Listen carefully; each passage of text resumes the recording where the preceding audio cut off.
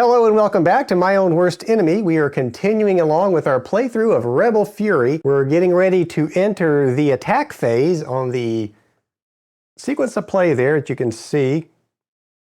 So basically the attack phase works pretty much the same way that the movement phase works, in that the first player, and if you'll remember, the Confederates have the initiative for this first turn, so they are the first player. The first player chooses a division that you want to attack with and conducts the attack. Then once you complete that attack, then the opposing player, the Union in this case, gets to choose a division and conduct an attack. And you will go back and forth just like you did in the movement phase until one player passes, and in which case, like the movement phase, the non-passing player will get to roll a d10 and get to conduct some additional attacks while the passing player sits there and watches. Now, it may be that you don't even have to pass. You may run out of moves that you could, or attacks that you could make with these divisions. So it may just be a case of running out of things to do and just moving on to the next phase. But so it's pretty easy. We'll jump in and start playing it. You'll see as we go along how the attacks work, how we're going to come up with the battle ratings and then actually conduct the attacks based on that. And before we jump in, so one final word on attacks is attacks are not mandatory. Just because you have a division in the zone of control of your enemy doesn't mean you have to attack. It's optional. There are some mandatory attacks, though, that you will have to make, and the mandatory attacks would take place around entrenchments, forts, and pontoon bridges, none of which we have in this scenario, so we're not going to have to worry about mandatory attacks. So let's go ahead and start. I will start with the Confederate side, and we will pick a division to attack with, and I will zoom in once we have done so we can get a better view of what's going on here. Now, there's probably some logic and some strategy involved into picking which divisions you would want to attack with first, and like I said, I'm not going to put a heck of a lot of thought into this. This is mostly just for us to learn the mechanics of the game and get a feel for how it plays. So I'm just going to jump in here and pick a division. I think I'm going to start over here with Breckinridge, and I think we're going to have Breckinridge attack Davis, so maybe we can try to flank the Union over here and push him in this way. That's our meager strategy that we're going to try. So let's go ahead and zoom into that area.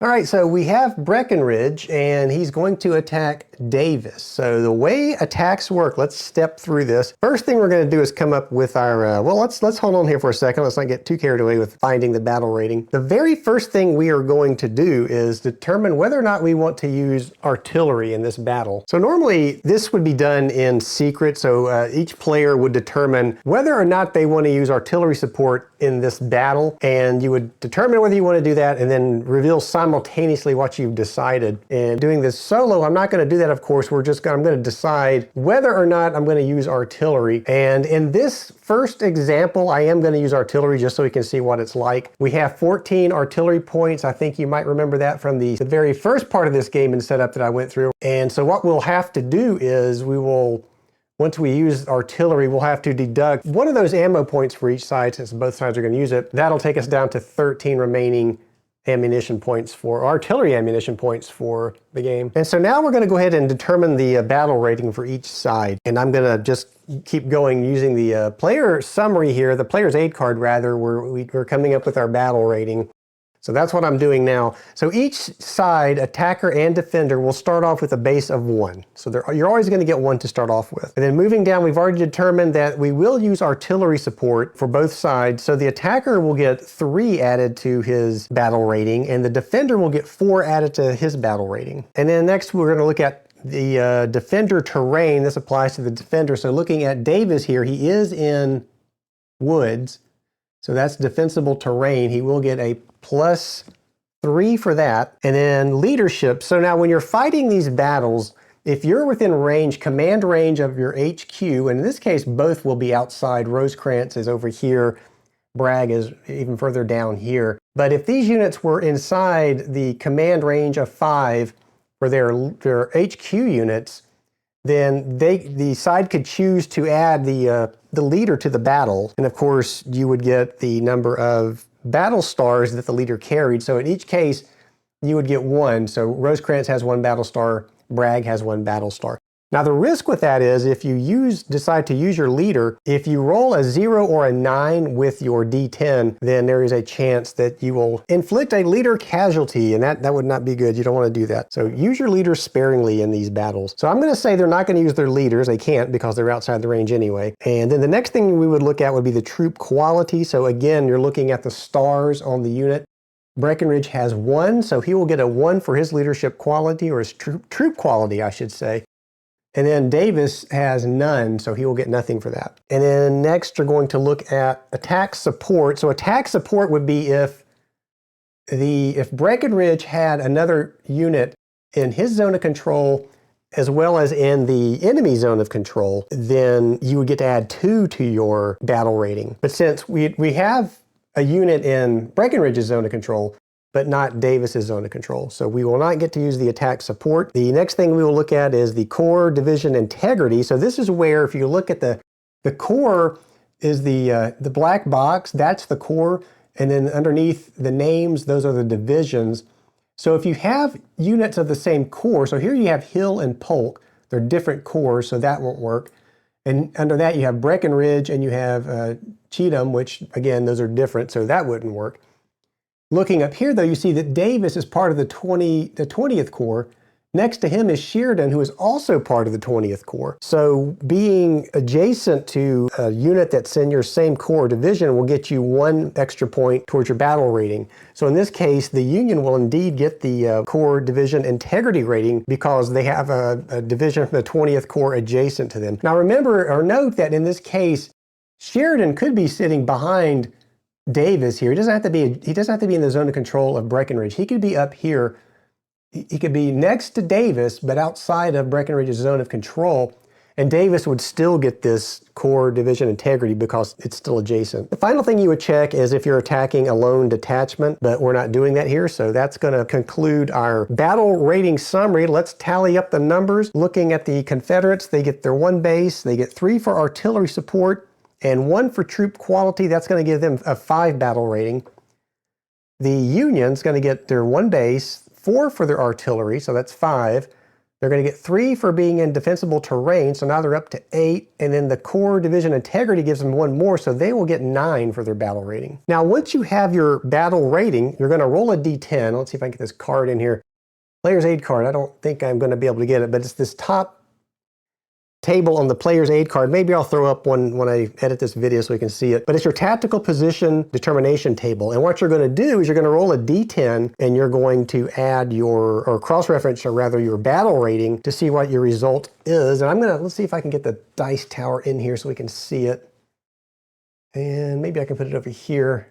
There's a glare there. And, actually it kind of kills the glare, so it's probably a good spot for it. So we will put it there. So we'll grab our d10s. So now we're going to roll. We're trying to determine our tactical position here. And higher is better. So we're going to roll our d10s. The Confederates rolled an 8 and the Union rolled a 1. So the Confederates are attacking.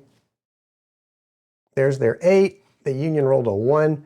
So we're going to look these up on the tactical position determination table. You look at the Confederates. They rolled an 8. So we go down to the 8.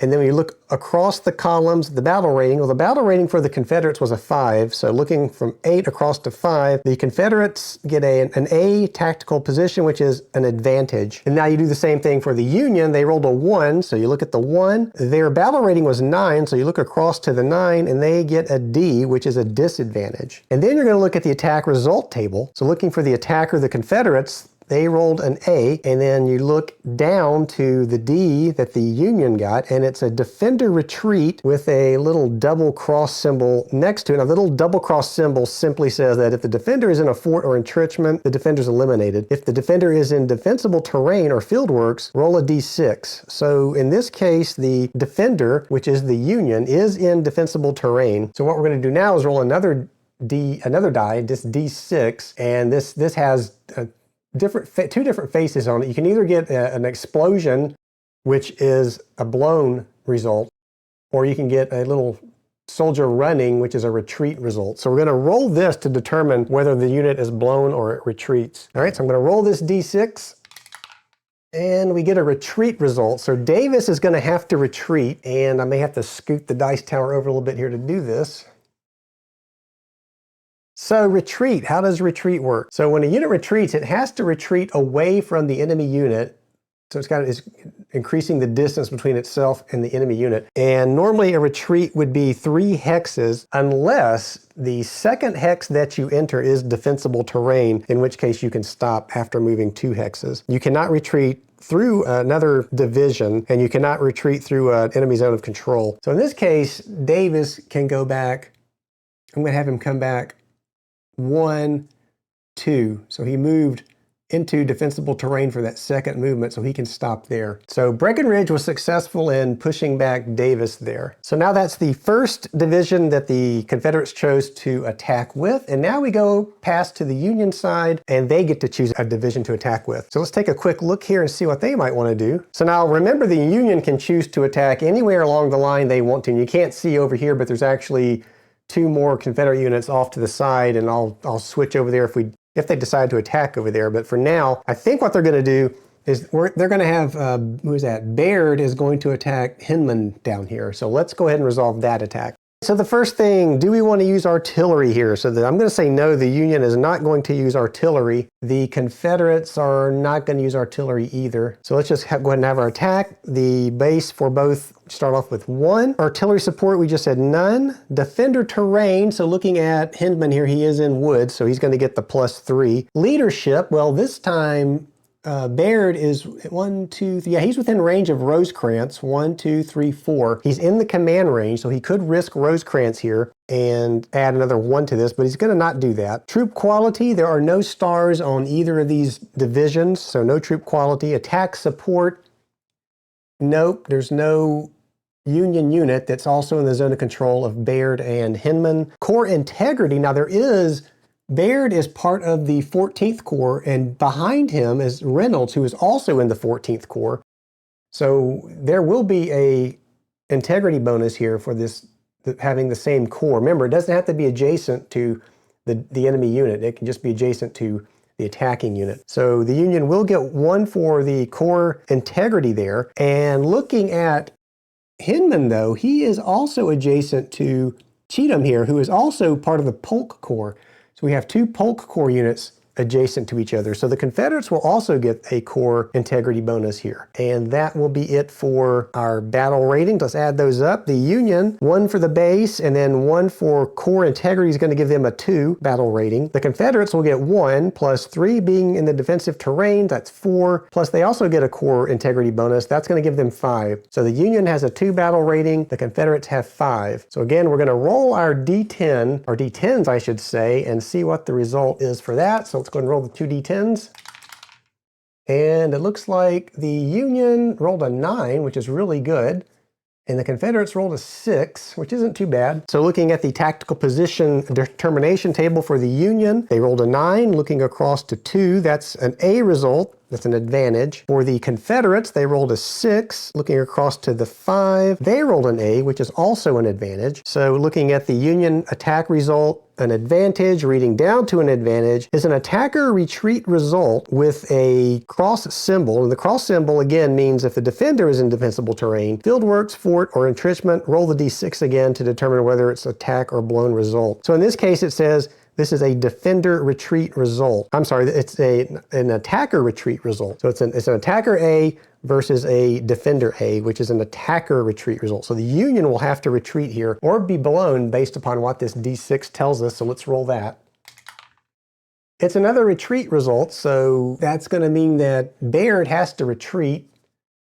We will get those 2 dice out of the way. Baird is here, so he's going to go back 1 and 2. So he'll end up in heavy woods, I think that is. Let's look at the terrain effects chart. Rough woods, that's called. And also, he just went up an escarpment. I'm assuming he can do that in a retreat. I don't see any notes about terrain restrictions in retreating, so I'm assuming that the retreat up that escarpment was a legal move. Let me know if that is not correct. So that's going to end the Union attack, and now we go back to the Confederate side, and they get to choose a division to attack with. And I think they're going to have, who is this? This is Gist. I think they're going to have, well, No, they're going to have, this is Liddell. Liddell's going to attack Wood. So the first thing, again, we must determine whether or not we're going to use artillery. And I'm going to say, I think this is an important battle for the Confederates. I'm going to say they are going to use artillery for sure here. Now the Union, and here's what I'm going to do for the Union. I'm not sure really what the Union might do here. So here's what I'm going to do. And I do this sometimes when I'm playing solitaire, and it's something you can do at home. I'm going to use a percentile roll to determine whether or not the Union's going to use artillery. And in this situation, the first thing I'm going to do is just look at the situation. If I were playing as the Union, I would say there's a pretty good chance here that I would use artillery because of the situation with this being such a critical area of the battle. Knowing that the Confederates are attacking with this Liddell unit, which is a stronger unit, that maybe they probably would use artillery themselves. So I'm just going to come up with a percentage. I'm going to say there's let's say a 75% chance that the Union would use artillery here. So the game gives you 2d10, so there's your percentile dice. So what I'm going to do is I'm going to say the blue d10, this will be the 10s. The gray d10, this will be the 1s. So on a 75 or less, the Union will use artillery, defensive artillery here. So you roll, and what did I roll there? I rolled a 78. So remember, this was the 10s, that's 70. This is the 1, so that's an 8. So 78. So no, the Union is not going to use artillery here. And they had a 75% chance of doing so, but for some reason they've decided not to. So no artillery for the Union, and we're going to keep going right along. So defensible terrain, let's see, Wood, I believe, is in the woods. So yeah, he's in defensible terrain. So we'll get 3 for that. Leadership, neither side's going to choose to use a leader here. Although I think at this point, both sides, well, let's see, here's Bragg, 1, 2, 3. Yeah, both sides could choose to use their leaders here, but I am not going to risk the leaders on either side, so no. Troop quality, looking at the units, both have a battle star, so each gets to add 1 to their troop quality. Attack support, so we're going to have attack support here because Liddell is adjacent to Walker, who is also adjacent to Wood, so he does get to add 2 for his attack support for having Gist here next to him and also in the zone of control of Wood. Then the last thing we're going to look at is the Corps Division Integrity. And so we have Liddell attacking. We'll look next to him. That Gist unit is also of Walker's Corps. So they will get the Corps Integrity bonus. And then now look at Wood, who is in the 21st Corps, who is adjacent to Van Cleave, who is also in the 21st Corps. So both sides will get a Corps Integrity bonus to their battle rating. And I think that's everything. So now we add up our battle ratings. We have for the Confederates, 1 for their base, 3 for artillery support. Troop quality, they get a 1. Attack support, they get a 2. And for their Corps Integrity, they get a 1. So that's going to be a total of 8. Now the Union, they start off with a base of 1. They're in defensible terrain, so that's going to give them that's going to give them 4. And then they get a troop quality of 1, so that's 5. And then the Corps Integrity, that's going to give them a 6. So the battle rating for the Confederates, 8. And the battle rating for the Union, 6. So let's grab our D10s and roll. And the Confederates rolled a 3 and the Union a 1. I'm going to pause for a moment here to say that in the rule book, Mark says that he rolls the D6 along with these 2 D10s to kind of speed things up. And I might do that because I think we're going to see a lot of results where you have to roll that D6 anyway. And if you don't, you can just ignore it. So let's go ahead and look up our results here on the attack results table. The Confederates rolled a 3. Looking across to 8, that is an A result, advantage. And then the Union rolled a 1, and looking across to 6, their battle rating, that's a D, it's a disadvantage. So looking at the attacker advantage on the attack results table, that's an A, and then looking down to the defender D, that is a defender retreat, and again, it has the little symbol that tells us if the defender is in a fort or entrenchment, the defender gets eliminated. Otherwise, if it's in defensible terrain, then roll the D6. So yeah, we probably should start rolling the D6 because it looks like that is going to be a pretty common event. So we're looking at whether or not the defender retreats here. So let's roll. And he does. So the defender retreats. So let's get these dice out of the way. So Wood's going to have to retreat, and he's going to go... Oops. So Wood was here. He's going to go, we'll just say he goes 1, 2. And that reminds me, so when we had so this is our second retreat, and what happens is, I forgot pursuit, and I forgot it in this last battle too. So what happens is, and actually that wouldn't apply here because the Union was the attacker that wound up retreating, so Hindman could not have conducted pursuit into this hex, so we're still okay. In this case though, we do have a pursuit. This will be step 5 of the battle results. So because Wood fell back, retreated, Liddell now has to pursue. So if the defending unit is blown, eliminated, or retreats, if the attacking division is not in the zone of control of any other enemy unit, it must move into the vacated hex. Well, I forgot that's the other thing that would stop us here. So Liddell is in the zone of control of Van Cleave, therefore he cannot move forward into that vacated hex. So he will have to stay put, so there won't be any pursuit here. One other thing to note about pursuit while we're talking about it is, if pursuit takes this unit out of its command range for Bragg, that's okay. You can ignore the command range when you're conducting pursuit. That also is true for battles. You don't have to be in command range to conduct a battle. And that's one of the differences between the attack phase and the movement phase. And just double checking those pursuits again. So the first battle was over here with Breckinridge, who also caused Davis to retreat, but since he's still in the zone of control of Sheridan, he could not have pursued there either. So we're still good with our battles so far. So that was the Confederates. Now we go back to the Union and they can decide who they want to conduct an attack with. So I think the Union is going to have, Sheridan is going to attack Cheatham down here. So Sheridan attacking Cheatham, I'm gonna say that they're not going to use artillery. Neither side's going to use artillery. So we're going to start off with our base of 1, and then looking at defensible terrain, defender terrain. Cheatham is in the woods, so he gets a 3 for that. I'm not going to use leaders here. Troop quality, so Sheridan is a 1, nothing for Cheatham, so they get a 1. The Union gets a 1 for that. Attack support. So in this case, yes, the Union will get attack support from Reynolds, because Reynolds is adjacent to Sheridan and is also in the zone of control of Cheatham. So the Union will get 2 for that. And Corps Division Integrity, no for the Union. The Confederates, though, will get this because there's a Polk Corps unit behind Cheatham, so they'll get a 1 for that. So let's add all that up. The Union is going to get a battle rating of 4. They'll get 1 for the base, 1 for troop quality, 2 for attack support. The Confederates will get 1 for the base, 3 for being in defensive terrain, and they do get the Corps Integrity bonus, so that's going to give them a total of 5, battle rating of 5. So let's go ahead and roll. Let's roll all the dice like Mark suggests here. So we're just going to roll them all. And let's see, so I said the Union was attacking, so they rolled a 3.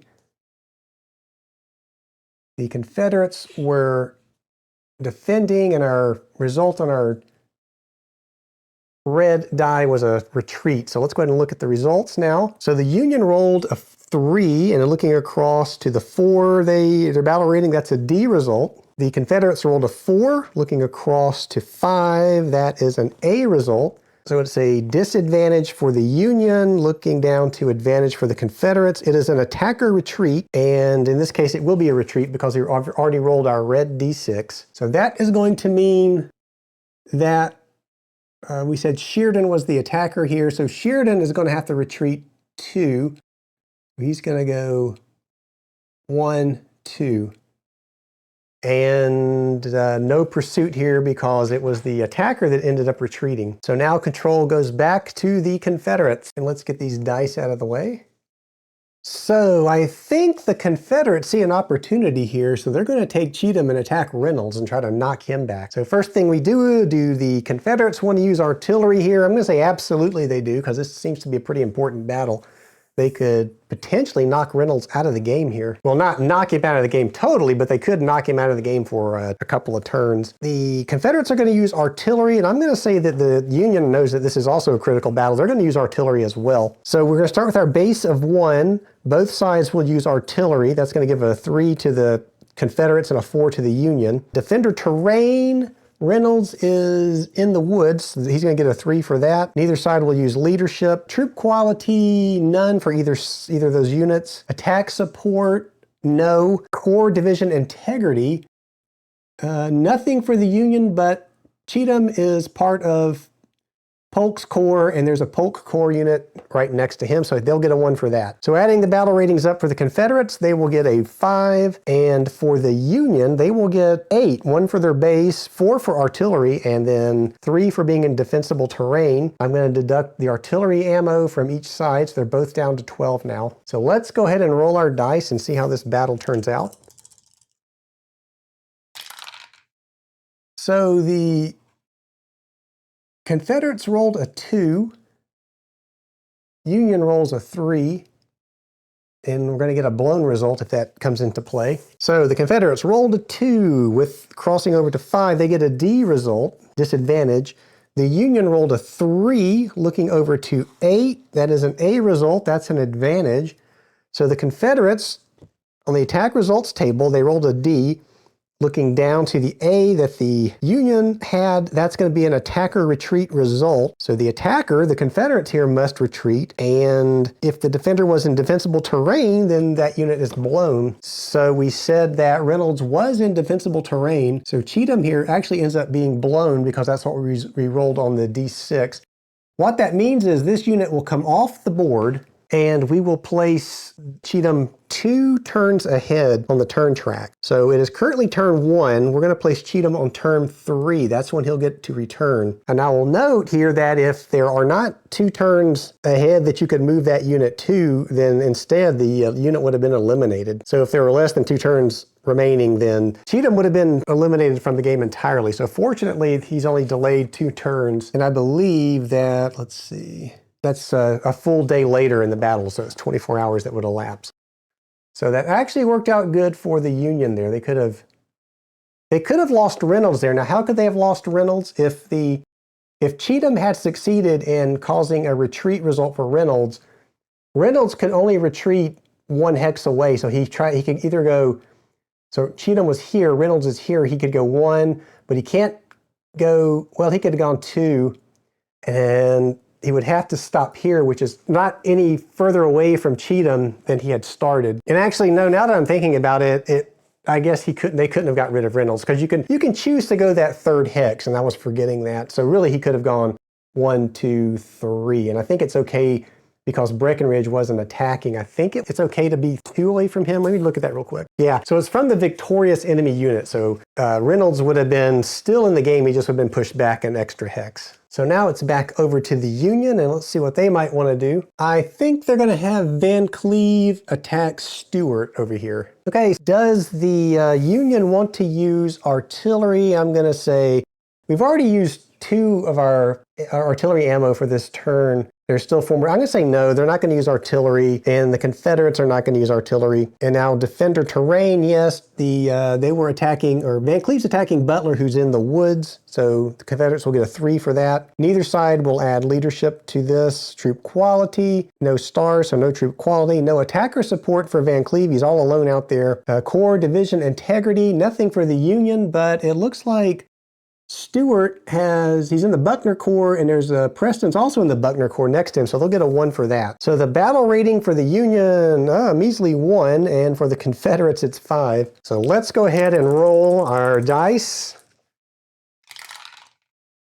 And the Union rolled a 9, so this is probably going to end up being a very good thing for the Union with that measly 1 they had for their battle rating. The Confederates rolled a 0. And our blown retreat die is a retreat result. Now I'm going to point out here that if either side had used their leadership to add to their battle rating, then they would have had to do a casualty check. So they rolled a 0 or 9, you're going to have to conduct a casualty check for your leader. So good thing they didn't use leadership here. So looking at the Union, they rolled a 9, and with their 1 battle rating, that's still an A result. The Confederates rolled a 0, and reading across to 5, that's a D, disadvantage result. So Union advantage, reading down to Confederate disadvantage, defender retreat. And again, we have the symbol, which just tells us that if defenders in defensible terrain roll the D6, and they are, so we've already rolled our D6. So the Union got very lucky here, in my opinion, and caused Stewart to retreat. So Stewart's going to have to fall back. He's going to have to go into this hex, 1, and then 2. And now that he has vacated that hex, we do our pursuit check.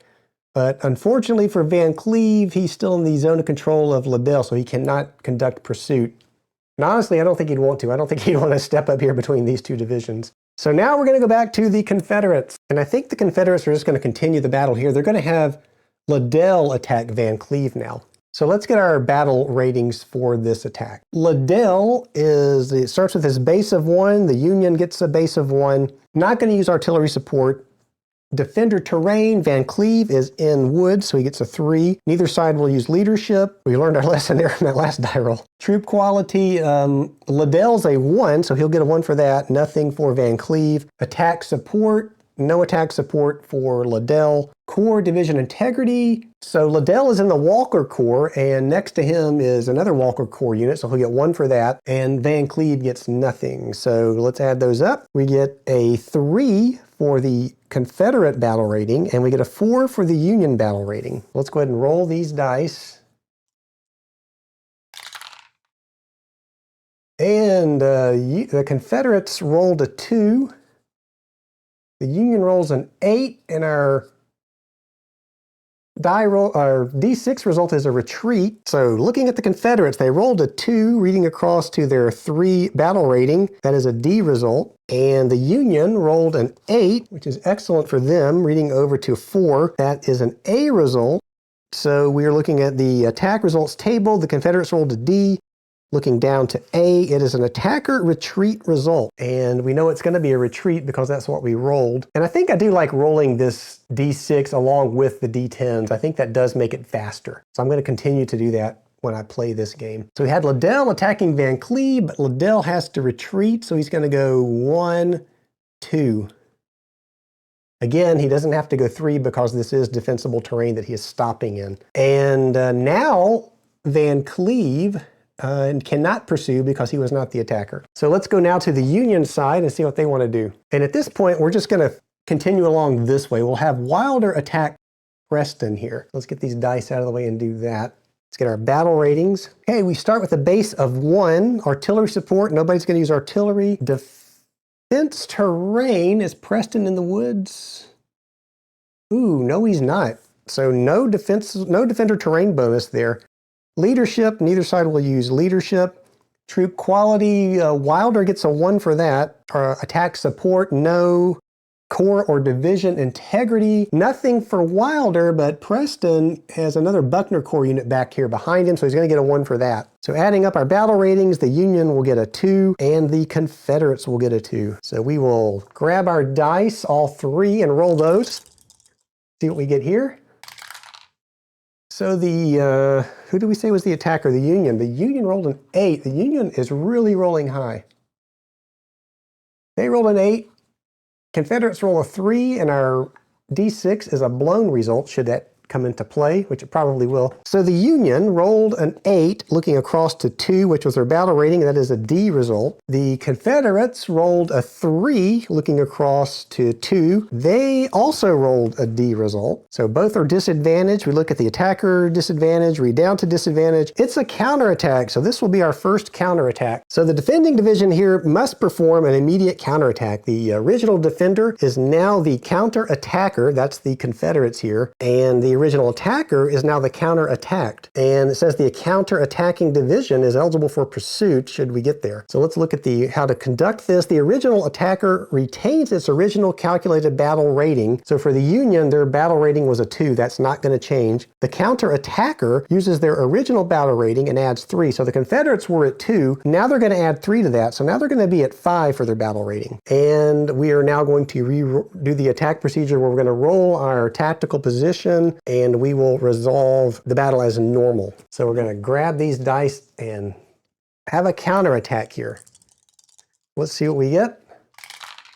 So the Confederates now are the counterattacker. They roll a lowly 2 again, and the Union rolls a 9.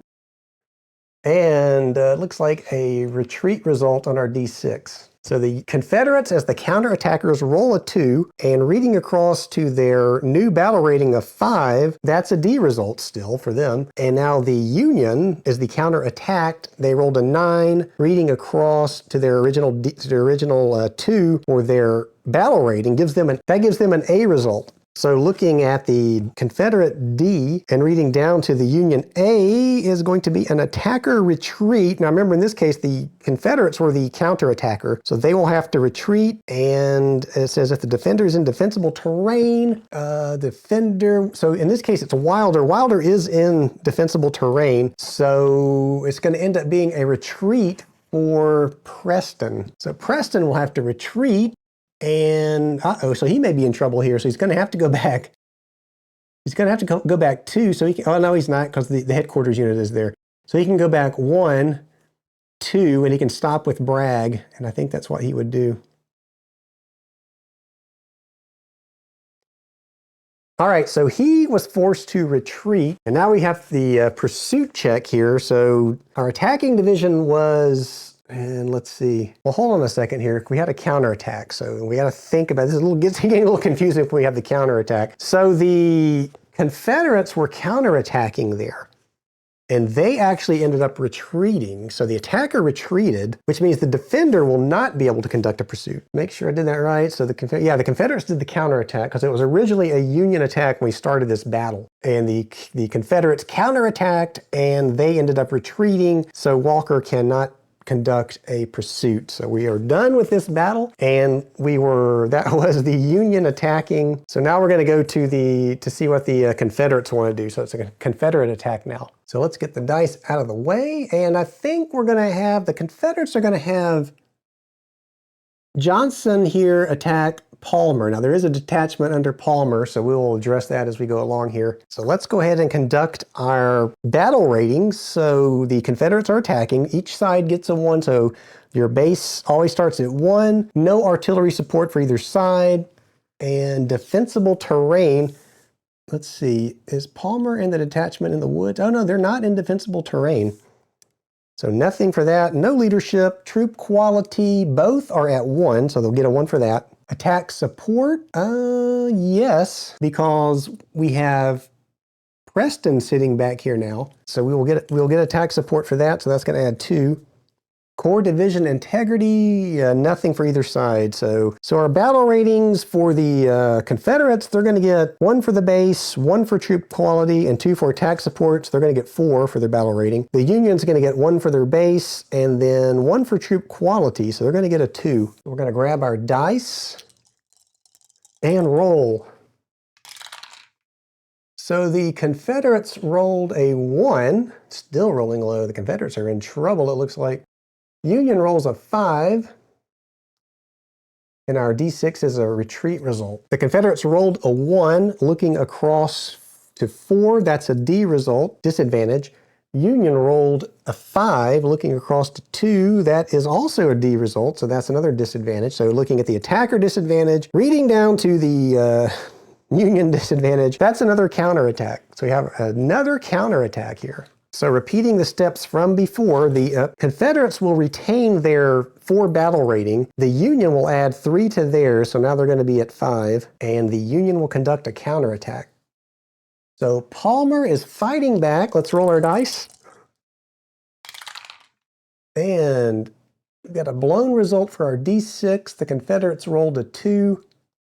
And the Union rolled a 7. The Union is really, really rolling high this entire game. So now we are looking back at the tactical determination, tactical position determination. The Union rolled a 7, looking across to the 5 that they're now at. That's an A result. The Confederates rolled a 2, and they are still at 4, so that is a D result. So the counterattacker rolled an A, looking down to D. That is a defender retreat, where the D6 will come into play here. So we had Johnson was attacking here, so he's going to be blown. He's going to have to come off the board and go to turn number 3, 2 turns ahead. So we will put him up there. And now let's see. So that was a counterattack. The Union was the attacker there. Can't pursue anyway because they're still in the zone of control of Preston here. So they're going to remain there. And that was good for the Union because they do have this detachment underneath. And if they had been forced to retreat, they might have lost that detachment. So that was the Confederate attack, which ended up in a counterattack with the Union winning. And now we go back to the Union to see what they want to do. And I think we're going to follow up with Palmer. He's going to attack Preston. So let's get our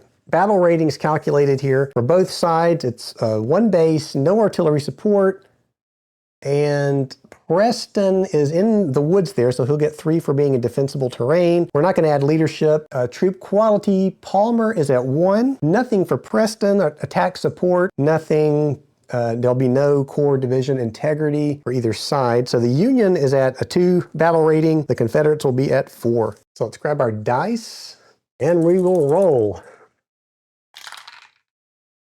So the Union rolled low this time, so that is a 1. Confederates rolled a 5. And our D6 shows a retreat result. Okay, so the Union, they rolled a 1 and they were at 2, so that is an SD, significant disadvantage result. The Confederates rolled a 5 and reading across to 4, that is an A advantage result. So the attacker, significant disadvantage looking down to the defender advantage. That is an attacker blown result. So Palmer was the attacker. And Palmer is blown, so he's got to come off the board, and he'll go to turn 3, where he will get a chance to come back out. And I think this is also bad news for that detachment. Looking at the rules, it says if a detachment is stacked with a division that receives a combat result that causes the division to vacate a hex, the detachment is eliminated. So the division did have to vacate the hex because they were blown, so I'm guessing that this detachment is also eliminated. And not just blown, but it's actually removed from the game. And I believe I'm reading that rule interpretation correctly. Let me know if I'm not. And we will continue along now, going back to the Confederates. Get the dice out of the way. And we will just go ahead and come down to, so let's see. We're getting now to where you can't see what's going on over here. Let me slide the camera over.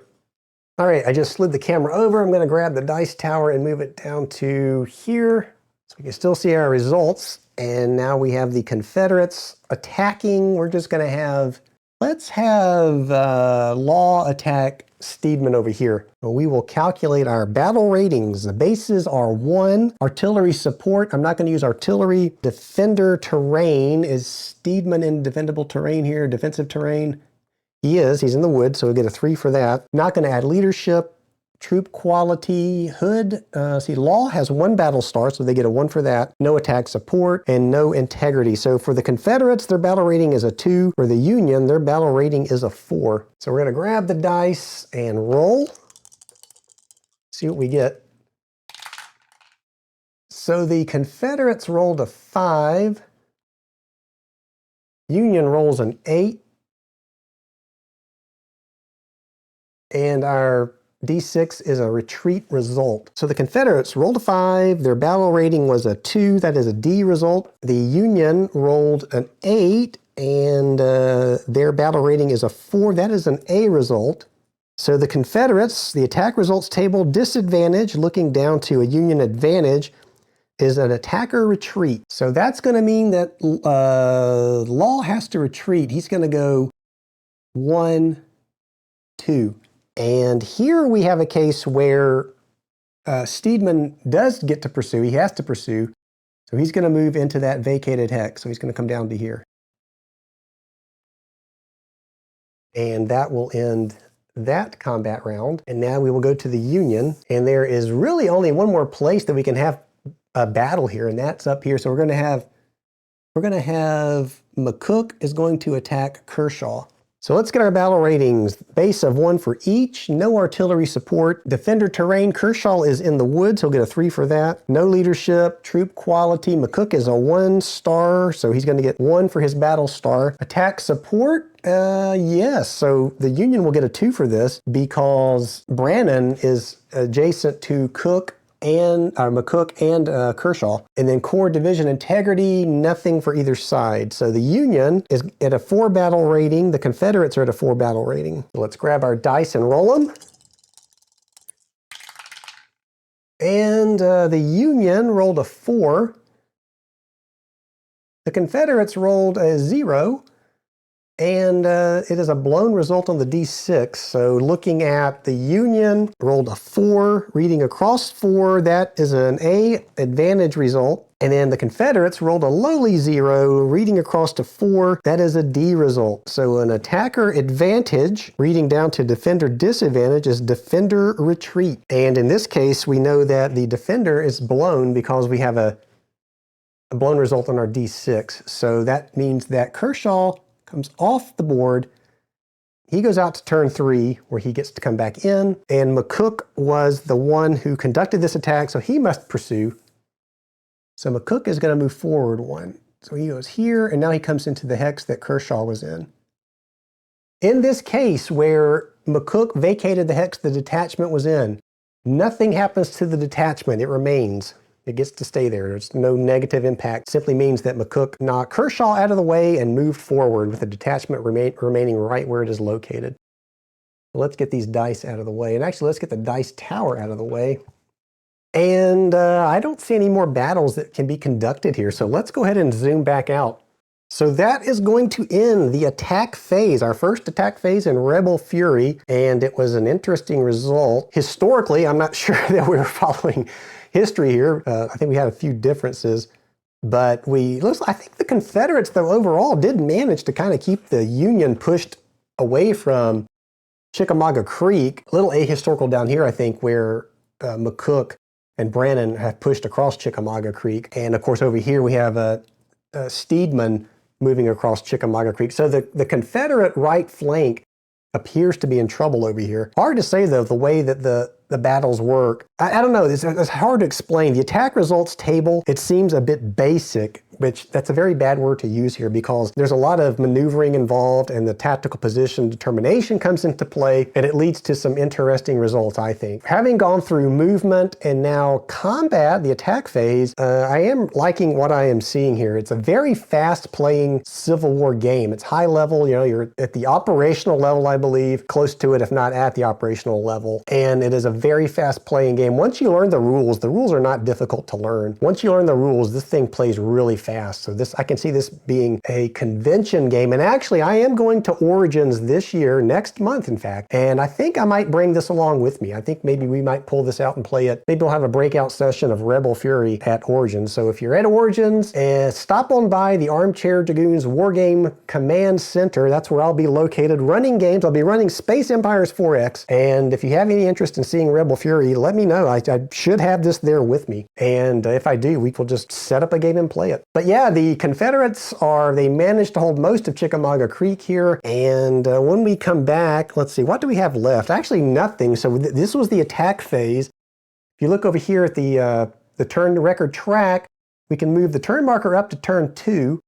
And you can see turn 3 there now has a small stack of units that will get to come back out during the organization phase when we return blown divisions after their 24-hour hiatus from the battle. And of course, the battlefield would have changed again by then because we go through another movement phase and another battle phase, attack phase. So that's going to change things. So when we come back, I will stop it here. When we come back, we're going to go through the command phase. That'll be our first command phase. And then I will take us through an organization phase. And once we go through the organization phase, that will have taken us through all the phases of the sequence of play. And whether I continue into the next turn or not, we'll figure that out. I don't know if I'm going to play the entire battle out here. I'm tempted to because, like I said, it's fast playing. I like it. I think it's a pretty fun game to play. So when we come back, we will go into the command phase. All right, if you liked this video, please give it a thumbs up. Subscribe to the channel if you have not. Consider becoming a patron. That is the best way to help the channel at this point. As always, I look forward to seeing you back here next time. Thank you for watching.